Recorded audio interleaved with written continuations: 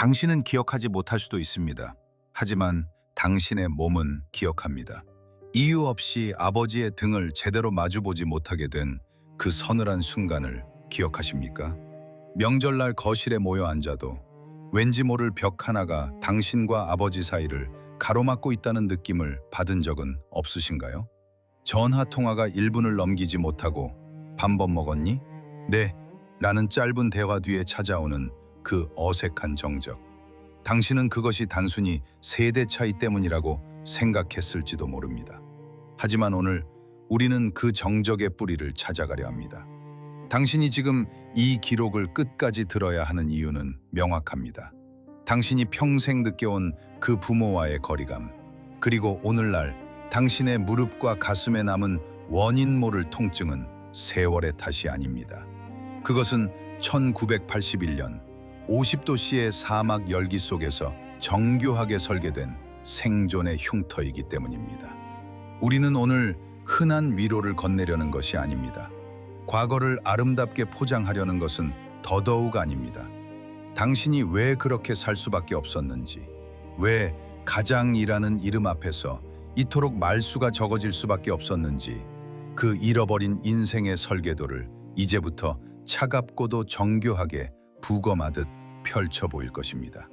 이것은 먼 나라 사막의 이야기가 아니라 당신의 인생 한복판에 깊숙이 박혀있는 부재의 기록입니다. 1981년으로 향하는 문을 엽니다. 기록을 시작합니다. 1981년의 김포공항. 그곳은 이별을 낭만으로 포장할 여유조차 없던 곳이었습니다. 당시의 공항은 대한민국이라는 거대한 엔진이 멈추지 않고 돌아가기 위해 살아있는 인간의 노동력을 외화 획득용 부품으로 선적하던 인력 수출의 거대한 계류장이었습니다. 회색 양복을 입고 손때 묻은 가죽 가방을 든 당신의 아버지는 그곳에 선 수천 명 중 한 명이었습니다. 40이라는 생물학적 나이를 가진 건장한 소모품.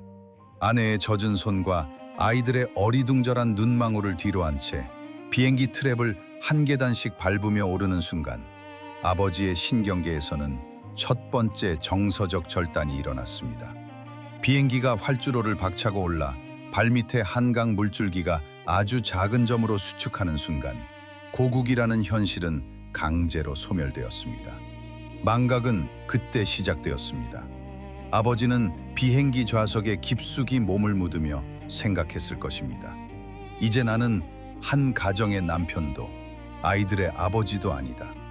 그는 사막 위에 철근을 받고 콘크리트를 타설해 달러를 송금해야 하는 생물학적 외화 제조기로 재조립되어야만 했습니다.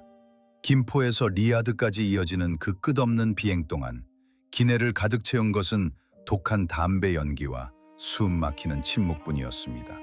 그 침묵은 세상과의 연결을 스스로 차단하는 완벽한 절연제였습니다. 아버지는 기계여야 했음에도 매일 밤 컨테이너 구석에서 가족의 사진을 만지며 자신이 인간임을 처절하게 확인하곤 했습니다.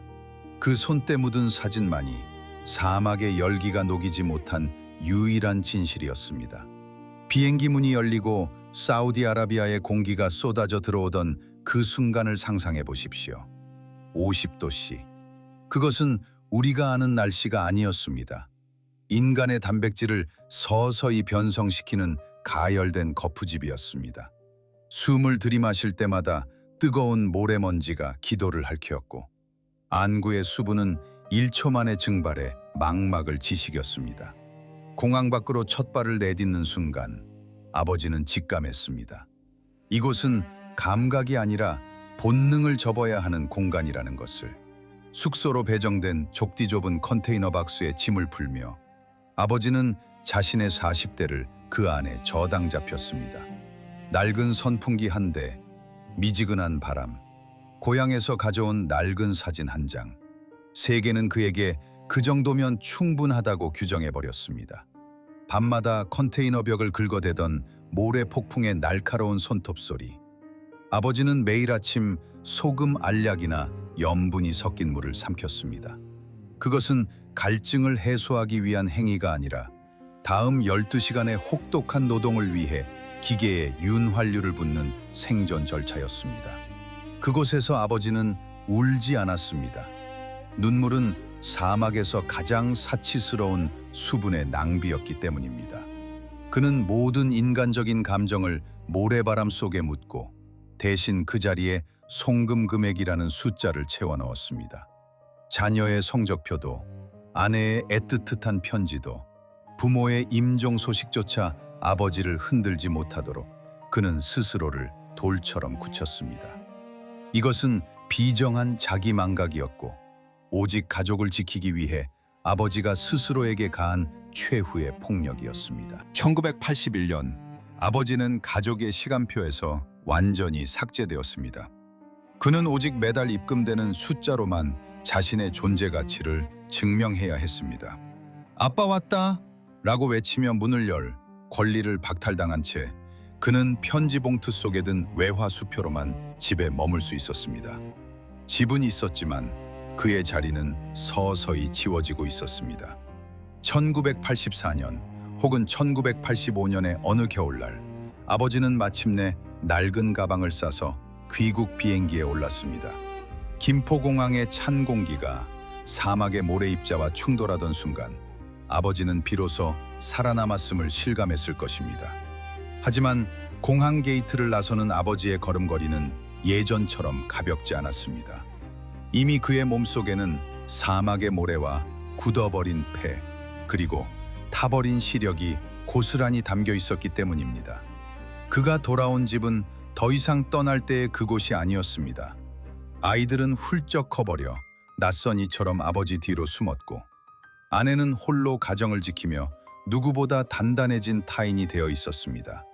아버지는 현관문 앞에 서서 깨달았습니다. 자신이 사막에서 보낸 그 3년이 가족의 기억 속에서는 거대한 블랙홀이 되어버렸음을. 이것이 바로 지연된 소외였습니다. 아버지는 자신의 청춘을 팔아 당신들의 유년을 샀습니다. 그는 자신의 패를 화석으로 바꾸어 당신들의 교육비를 마련했고 자신의 관절을 갈아 당신들이 살 주춧돌을 세웠습니다. 이것은 세상에서 가장 비정해 보이지만 사실 세상에서 가장 완벽하고 숭고한 생존의 등가교환이었습니다. 이제 이 기록을 덮으며 관찰자는 당신에게 단 하나의 문장을 남깁니다. 당신은 아버지를 이해하지 못한 것이 아닙니다. 아버지가 당신에게 보여준 그 딱딱한 침묵은 사실 당신을 무너지지 않게 하려고 사막에서 스스로를 돌로 바꾸어 온 거대한 사랑의 결과물이었던 것입니다.